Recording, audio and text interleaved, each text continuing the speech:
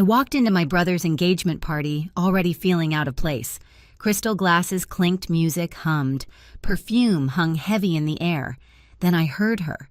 The bride leaned toward her friends and whispered just loud enough that the stinky country girl had arrived.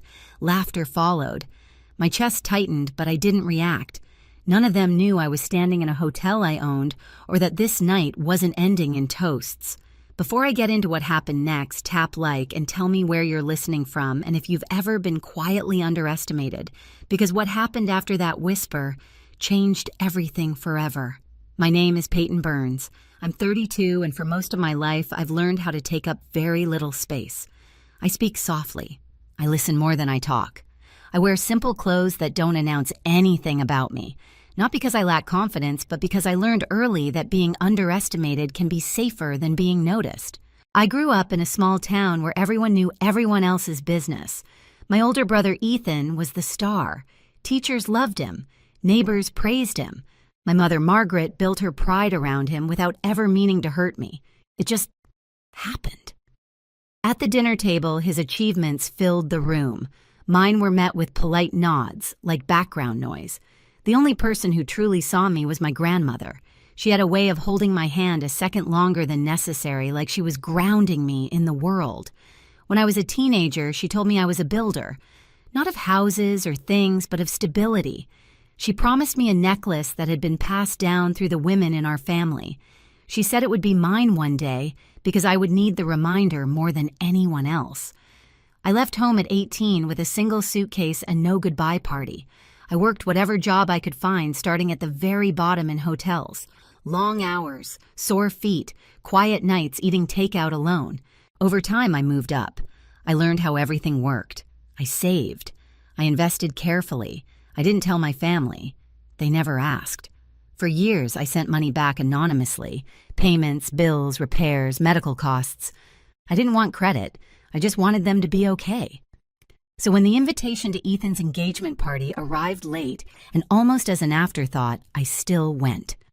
Part of me hoped things had changed, that maybe this time I would walk into a room and feel like I belonged. Standing in that ballroom, though, watching my mother beam beside Ethan and his fiancée, I realized I was still the afterthought. I just hadn't admitted it yet. I tried to disappear into the edges of the room. That's a skill you develop when you grow up knowing you're tolerated, not celebrated. I stood near a tall table, fingers wrapped around a cold glass, watching the party move around me like I wasn't part of it. My mother floated from group to group, smiling too wide, telling the same stories about Ethan. Every sentence started with his name. When she finally noticed me, her smile tightened. Her eyes dropped to my jeans and boots, then back to my face.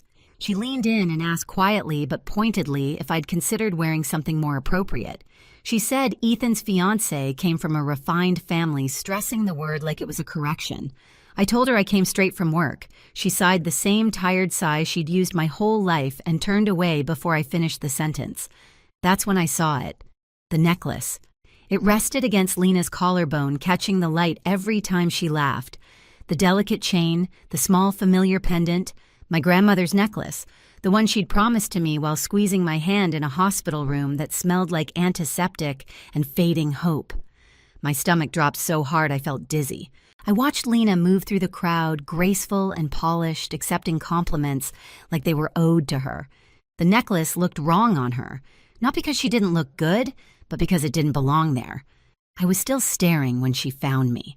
She approached with a smile that never reached her eyes, placing a hand lightly on my arm like we were close. She suggested we talk somewhere quieter. As soon as we were out of earshot, her expression changed. The sweetness vanished. She told me she knew all about me, about the money I sent home, about how I lived modestly. She asked why someone like me would keep helping people who never seemed to appreciate it. Then she answered her own question. She said it was probably because I was desperate to matter. Her words were soft, controlled, designed to bruise without leaving marks. She finished by telling me that once she married Ethan, it would be better if I kept my distance. Fewer complications that way. She patted my arm, turned, and walked back into the party, my grandmother's necklace glinting against her skin. I stood there perfectly still. I didn't cry. I didn't confront her. Something inside me simply went quiet. The part of me that kept hoping this family would one day choose me finally shut its door. And in that silence, I understood something clearly for the first time. This night wasn't just uncomfortable, it was dangerous. I needed air. Real air, not the kind filtered through chandeliers and forced smiles. I slipped out of the ballroom and into the hallway where the carpet muted my footsteps and the noise dropped to a low hum. This part of the hotel felt different, familiar, controlled. It always grounded me. That's when I heard voices. I slowed without meaning to. Ahead of me, near the corner by the service elevators, Howard Whitmore stood with his phone pressed tight to his ear. His back was turned, his shoulders tense. He didn't notice me. He was too busy arguing in a low, urgent voice. I caught fragments, words like after the wedding, cash flow, and we just need them to believe it a little longer. He paused, listened, then said something that made my stomach clench. He mentioned my family, not by name but by implication. Their stability, their ability to help. He hung up and straightened his expression, snapping back into a polished smile before he walked away. I stood there longer than I should have, my pulse steady, my mind racing. That call wasn't panic, it was calculation. I went down to the parking garage and sat in my car with the engine off the concrete walls pressing in around me. I pulled up old records on my phone, transfers, payments, bills I'd covered for years, mortgage support, medical costs, always anonymous, always quiet.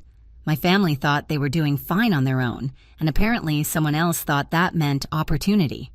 The pieces slid into place with uncomfortable ease. The Whitmores didn't care about Ethan, or love, or family. They cared about access, about what they believed my family represented. And if they were wrong, if the money wasn't really there, the fallout would crush everyone involved. I wasn't guessing anymore. I was confirming. I texted Daniel Cross and asked him to meet me near the service entrance. When he arrived, I didn't explain everything. I didn't have to. I asked him to run background checks on the Whitmores. Quietly, thoroughly, he nodded once and left. Then I called my lawyer. Rachel answered immediately. I told her I needed options, fast ones. I also called Hannah, someone who understood numbers the way most people understood emotions. I asked her to look for patterns, anything that didn't add up. I went back upstairs, composed calm, almost detached. Inside, the party continued. Music, laughter, glasses raised, but something fundamental had shifted. This wasn't about being insulted anymore. It wasn't even about the necklace. It was about stopping something before it destroyed my family. And if that meant the truth had to come out in the most public way possible, then so be it. By the time I walked back into the ballroom, the night had reached that fragile point where everything looked perfect right before it broke. The music softened, the lights dimmed just enough to feel intimate. Someone tapped a spoon against a glass, signaling the start of speeches.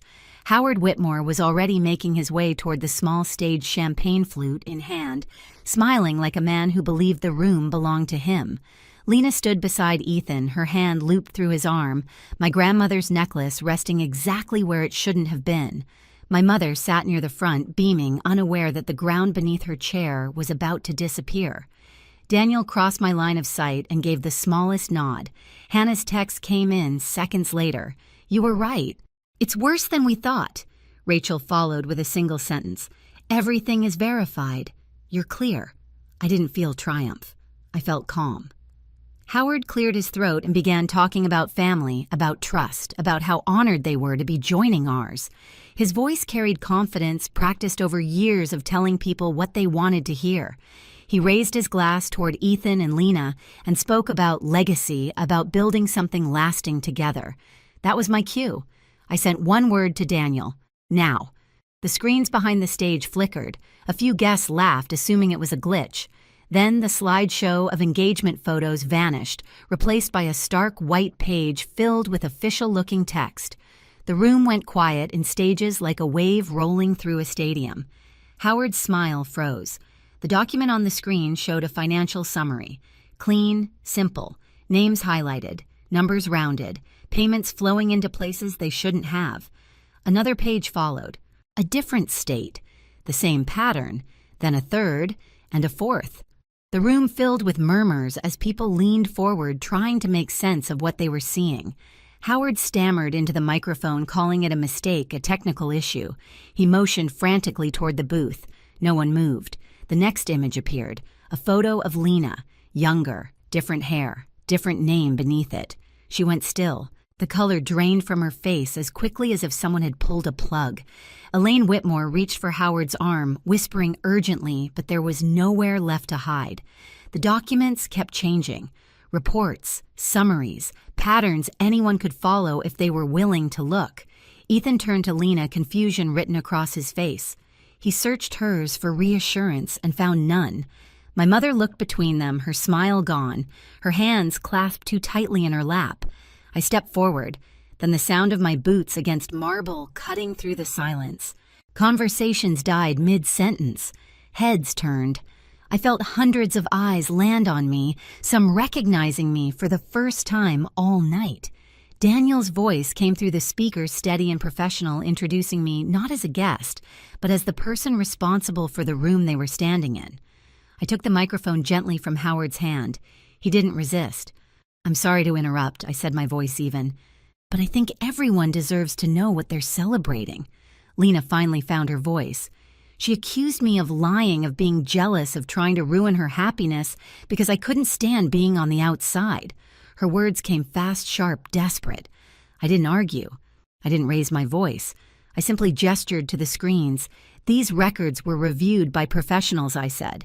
"They show a pattern of taking money under false pretenses, moving it through accounts, and leaving others to deal with the consequences. The names may have changed. The structure didn't." Howard tried to step away. Security blocked him calmly, firmly.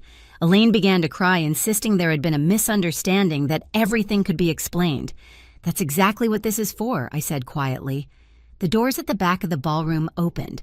A woman in a dark suit walked in, badge visible, her presence cutting through the room like a blade. She wasn't rushed. She didn't need to be. 2 others followed her. She introduced herself and stated clearly and without drama that there were ongoing investigations connected to the information displayed. She asked Howard and Elaine to come with her. Howard's confidence collapsed in real time. His shoulders sagged. His voice cracked. He tried to say my name like it was a plea. Lena turned to Ethan, her grip tightening on his arm. She begged him to believe her, to remember what they had, to not let his sister do this. Her voice broke raw and frightened. Ethan looked at her for a long moment. Then he stepped back. "I don't know who you are," he said quietly. "I don't think I ever did." Something in Lena snapped. She screamed, accusing me of destroying everything, of being exactly what she'd called me earlier. She lunged forward, but security intercepted her easily. As they guided her away, the necklace slipped from her neck and hit the floor with a sound far louder than it should have made. The room felt hollow after they were gone. I picked up the microphone one last time. "The food is paid for," I said. "The bar will stay open. You're welcome to stay or leave as you choose." Nervous laughter rippled through the crowd. The DJ hesitated, then started the music again, softer than before. I walked over to my mother and showed her my phone. Transfers, payments, bills. Years of support she'd assumed came from someone else. She stared at the screen, then at me, her expression folding inward. Ethan found me near the bar later. He didn't speak at first. When he finally did, it was to say he was sorry. Not loudly, not dramatically, just honestly. I held my grandmother's necklace in my palm, its weight familiar grounding. The party didn't end with cheers or applause. It ended with truth, and that I realized was far more powerful. The days that followed felt quieter, like the world had exhaled after holding its breath too long. The investigations moved forward without drama. There were statements, meetings, careful language. Consequences unfolded the way they always do when truth is finally allowed to stand on its own. Ethan came by a few days later. No excuses, no speeches. He looked smaller somehow, stripped of the certainty he'd worn his whole life. He told me he kept replaying the signs he'd ignored. I told him healing doesn't start with explanations. It starts with listening. He nodded like that was something new to him. My mother called after that. Her voice didn't carry authority this time. It carried weight. She said she hadn't known. I told her that wasn't the same as not being responsible. I showed her the records again, the payments, the bills, the years I'd stayed invisible so no one would feel indebted to me. She cried quietly, not to be forgiven, but because something had finally broken open. The necklace came back to me without ceremony. I didn't put it on right away. I held it for a long moment, instead, feeling the cool metal settle into my palm like a promise kept, even if it arrived late. We didn't fix everything, not even close, but the pretending stopped, and that mattered more than apologies. Some endings aren't clean, they're honest, and honesty, I've learned, is the first real step toward peace. A few weeks later, I hosted a small breakfast at the hotel. A young woman from a rural town sat at the table, nervous, unsure if she belonged. I made sure she did. Watching her listen, learn, and slowly relax reminded me why I stayed quiet for so long and why I don't have to anymore. If you've ever been underestimated, overlooked, or made to feel small by your own family, you're not alone. Share your story in the comments, and if this resonated with you, subscribe so you don't miss what comes next.